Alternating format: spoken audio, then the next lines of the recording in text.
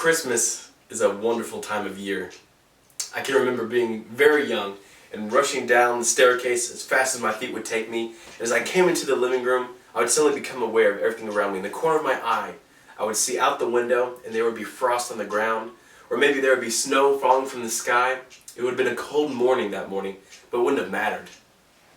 Dad would have already lit a fire in the fireplace, which is an excellent area in the house to be having fires. And then all of a sudden I would smell, and there'd be a fresh scent of pine from the Christmas tree. I would smell pies that were made the night before to be enjoyed that day. I would smell a salted slab of pork in the oven just simmering, waiting to be devoured. Oh, and the sights. My eyes would take in so many colors from the ornaments and decorations. There would be a festival of colors underneath the tree alone, from the variety of wrapping paper and the packages. And then the sounds that would reach my ears. I would hear the sounds of familiar voices, laughter, reminiscing of fond memories of Christmases past, of Middleton Christmas traditions. And there's one tradition in particular I thought I would bring up. It was a tradition with the Middleton men that when we got gifts, and there was some assembly required, regardless how complex the instructions, we would put those to the side. Those were not for Middleton men. They were very comprehensive and thorough and meant for other people. Other average people who wanted to put together things, they would use instructions, not Middleton men. With our own abilities, our own know-how, we would put together our toys. And this would result in many malfunctioning and broken toys and much laughter. But there is that Christmas where you put it together yourself. You put something together and it worked perfectly. And you knew you did it. And everyone recognized that you did it, and it feels good. It feels like you were satisfied. I mean, it's Christmas morning. You have gifts. There's food waiting for you. All your needs are being met. And sometimes I feel like that's the problem, though. I feel like it's so easy to twist this good day, these feelings, into something that's just about you. Just something about your needs. Of course, you're thinking, well, am I going to get enough presents? Am I going to feel good about the presents I got someone else? Is my stomach going to be able to hold the amount of food I'm going to eat today? You're thinking about yourself.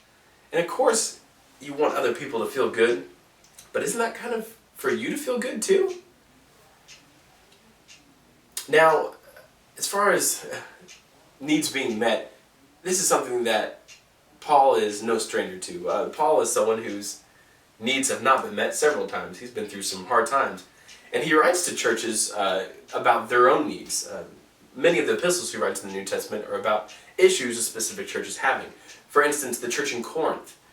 He writes about marriage, divorce. He writes about resurrection. He writes about using your spiritual gifts in the church. These are obviously issues that the Corinthian church is struggling with.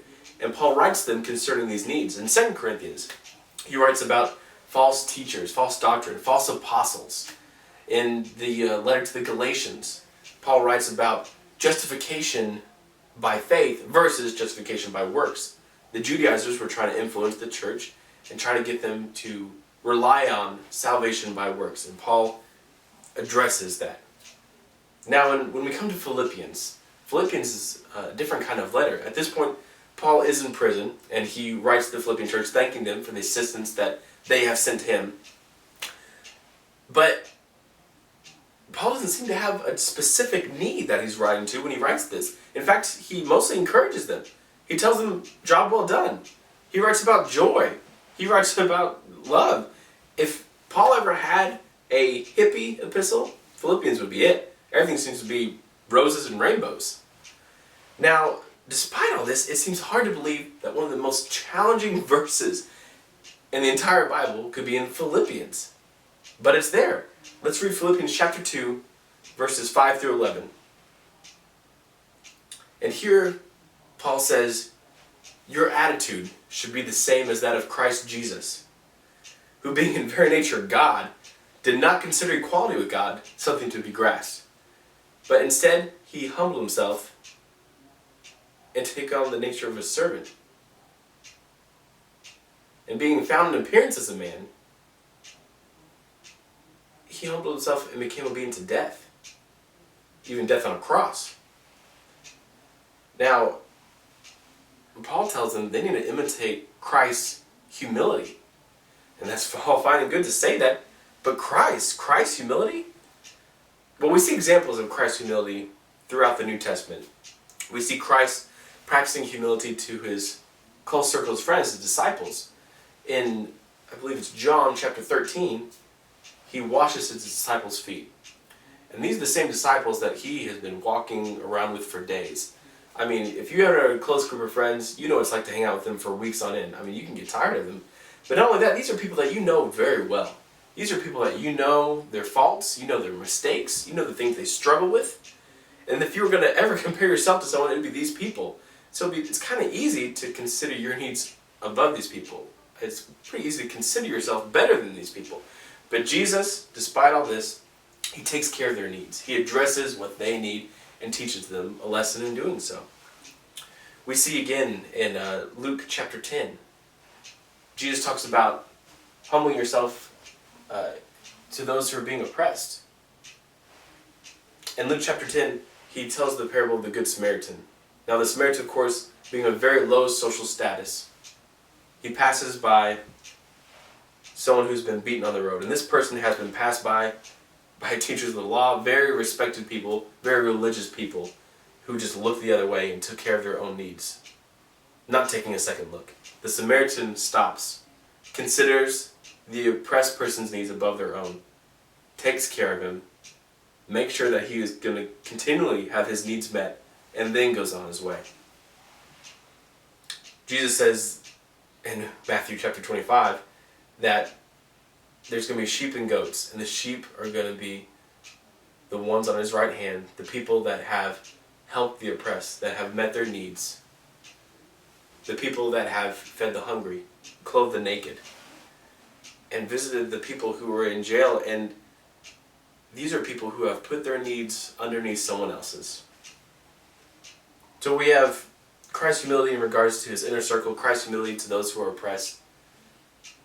But right there in Philippians chapter 2, it says that Christ was equal to God but did not consider equality with God something to be grasped. He was humble not only in regards to others, but he was humble in regards to himself. Although he deserved more, he did not seek to be treated better. How hard is it for us to recognize it when we've accomplished something great and just want to bask in it, just to know that we've done something wonderful? Even when we do something for other people, we want to bask in it and know that we've done something good. It becomes about us. It becomes about our needs.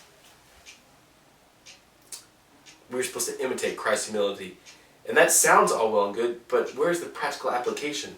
Well, thankfully, Paul provides some of that right there in the chapter, right before this. Let's look in the context here. Beginning in verse 3 and continuing to verse 4, chapter 2, Paul says, "Do nothing out of selfish ambition or vain conceit, but in humility consider the needs of others above your own needs." That is rough. That is hard to take in, but that's the challenge. That's what we need to challenge ourselves to do. When it's Christmas morning and everything is great, and we're marveling at all the money we spend on the people that are around us, and we're marveling at how great the year has been, we're marveling at how good we feel in this moment, how much our needs are being met, those are the moments that we need to refocus.